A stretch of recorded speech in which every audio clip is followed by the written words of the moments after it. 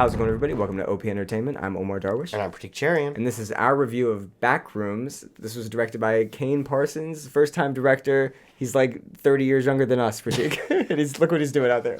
We're going to go spoiler-free on this. This is probably going to be A24's biggest movie, or it seems like it's poised to be. Sure. I've been looking forward to this forever. I love the whole liminal space. Every movie that has liminal spaces in it, sign me up. I'm there for it. I was really looking forward to this. I loved the first two acts. Didn't really kind of lost me in the third act, but the first two acts were strong enough that it kind of saved the movie for me. Sure. Pratik, what did you think overall?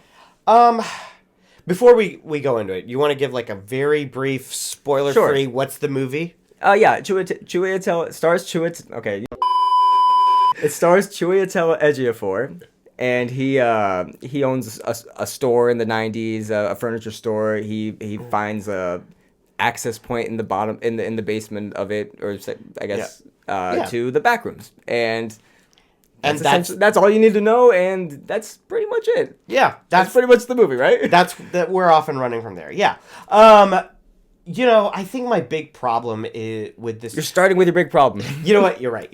I enjoyed the movie quite a bit. I did enjoy the movie. I thought it does a great job of just being like setting the right atmosphere and tone. It's creepy. It's unsettling. It's not necessarily scary. Yeah.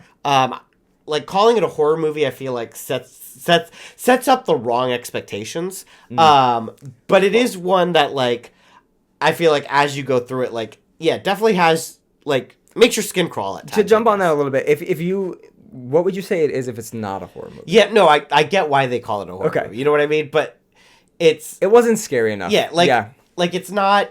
We're not. It almost deliberately avoids jump scares.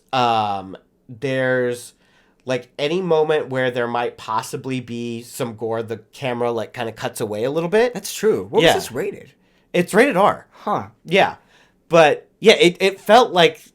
Yeah, like I said, it's almost like they were deliberately avoiding that, but it's still closer to horror than anything else. I kind of appreciate that. I mean, if gore's done right, it can be good, but I'm okay with it not being in the Backrooms. I actually kind of think that the whole aspect of gore in the Backrooms kind of diminishes the scary aspect of it, if that makes sense. Well, because the Backrooms are just scary because you're there, right? I think that they shouldn't be, right? It gives you the vibe of being alone in a place after hours where you're not supposed to be, and how unsettling and creepy that can be. Yeah, you were saying off camera the best place to watch this would be rent out a Sears or something, right? Yeah, like an abandoned Sears, set up a projector. That'd be the best place to watch this, and also I wouldn't sign up for that. I would do it with a group of people. No way would I do that alone. I also don't we're saying this movie's not scary. I wouldn't watch this alone at night. I'm so glad that I don't work retail anymore because I couldn't do a closing shift by myself after watching this. No, yeah. But getting back to it. Getting back to the movie itself. The performances are all great. Chiwetel Ejiofor is great. Yeah. You were saying. Renata Rensby. Yeah, I thought she's great. Maybe one of the worst on-screen therapists I've ever seen, but her performance is good. I need to watch this with some of my friends who are in the mental health space just to watch them explode. Have you seen Shrinking? No? The girl from Shrinking gets this. That's why I was saying that. Okay. She was good. Yeah. None of the characters.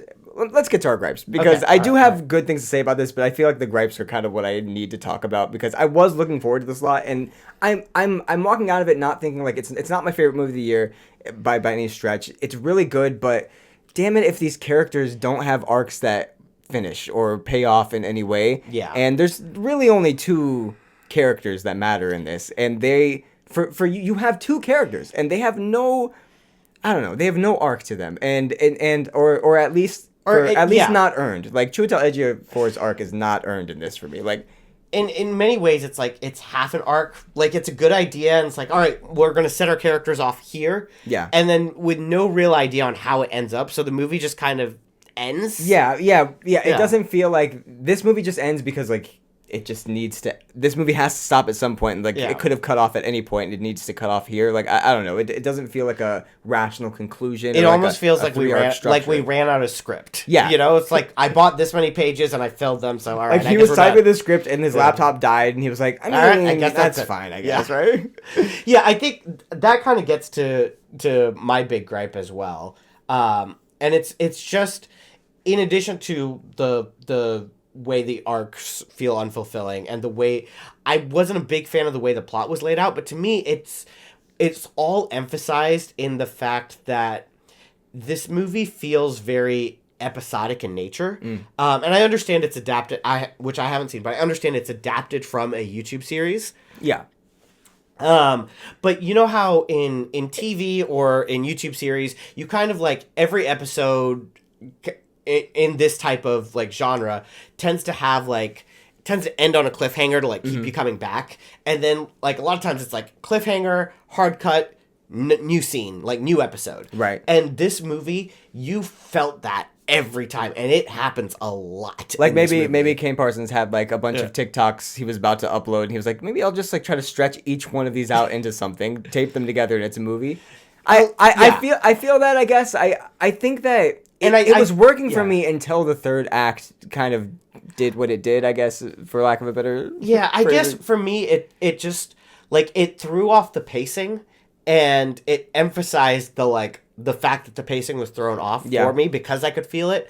I was telling you right after the theater, there were moments in this movie where the feeling I had was more that feeling of having binged a season of television than it was having watched a full movie. And that's pros and cons. Is that good with an hour 45-minute movie? Yeah, no, I know. And like we used to argue all the time about like, oh, should this have been like a TV show or a movie? This maybe should have been a TV show. I'll say this actually. I think the pacing of this movie was good. Like I was never bored. I was always like, I mean, there's maybe some shots where it's hanging on a little too long, especially when it's not gonna like hit you with a jump scare, which you might be expecting from a movie like this. So, but overall, I thought pacing wise it was good. Even like the third act pacing wise was fine. It ends kind of abruptly, but it's more so because I wanted more. Sure. Just because also like the Backrooms is this concept that like you're not gonna explore it in like a 2-minute video, but if you have the leeway to make a whole movie, I kind of wanted them to like go into that a little bit more. And this movie does do a lot of setup for a conclusion that it doesn't seem to get to, in my opinion. I don't know. I'm disappointed with the third act. But that being said, let's talk about what we liked, because I did love a lot about this movie. The way this is shot is great. It's not just like liminal space when you're in the Backrooms. The whole movie is damn near liminally, or I don't even know how you would say this. The whole movie looks like it's shot in liminal spaces, even when they're outdoors, and I thought that was cool. Like, not necessarily the scene transitions, but like some camera movements and stuff like that were really good. Yeah. I liked the various perspectives that we got, and the way that that the movie used those perspectives to increase the tension. I enjoyed. Yeah. I don't want to say the highlight is the sets and the set design, but like these sets are like pretty great. Like it's a lot of more of the same. Like, but once they start getting into some of the like deeper into the Backrooms, let's just say, I was pretty impressed with what they were doing with it. Yeah, I don't know, the set design was great. The way it was laid out was fantastic. The fact that the actors are interacting with the set helps make it all feel real. Could you imagine playing hide and seek on this set? Insane. That would be insane. That's also kind of the movie. It is kind of. Yeah, you're right. Spoilers for that. Yeah, damn, we said we're not spoiling anything for you. Change the title. Other than that, the score was really. I mean, I want to say it wasn't great, but it was vibey. The whole movie did what it needed to do as far as tone and vibe. I mean, I'm here for whatever Kane Parsons is going to do next. Yeah, I thought it was well done, especially for a first movie. I mean, for sure. Yeah, and like we said, this kid's like 5 years old, so good for him. I'm really excited to see whatever he does next. Good for A24 for like doing something like this, giving a kid the budget to do his first time movie, something big like this, build all these extravagant sets. Like, the script wasn't exactly where I wanted to be, but other than that, I really enjoyed this. I'm going to return to it. It's definitely a movie where, like, if my friends haven't seen it, I'm going to tell them to go see it. I'll probably see it again in theaters. Do you think you will? Yeah, maybe. All right. Maybe so. I want to score it. That ending just let me down so much. Like, Okay, you know that what I don't, but it's kind of like a spoiler to get into it, so I won't say. But you know what I didn't like about the ending. Do you think upon rewatch it might get better, or like do you think like I don't think so. Okay, No, because it's just like it's definitive choices that this movie does. That yeah. Right now I'm thinking 7. I'm thinking 7 for this. It was a good time. I want to see it again. I want to love it more. But I'm overall I liked it though. Yeah, no, that's exactly what I was going to give it. Is a 7. There you go. You know, the vibes, the atmosphere, it's all really well done. It's appropriately unsettling and creepy. You know, yeah, we have our problems and there's, you know, it's not perfect by any means, but it's promising. And I think if we were grading on a curve of first movies, it'd be much higher. But as it stands, yeah, it's a 7, a solid 7. Yeah. Well, let's go make a movie. All right. Well, nothing from us next week because I don't think so. Someone's on vacation, but we'll see you guys when I get back. See you guys.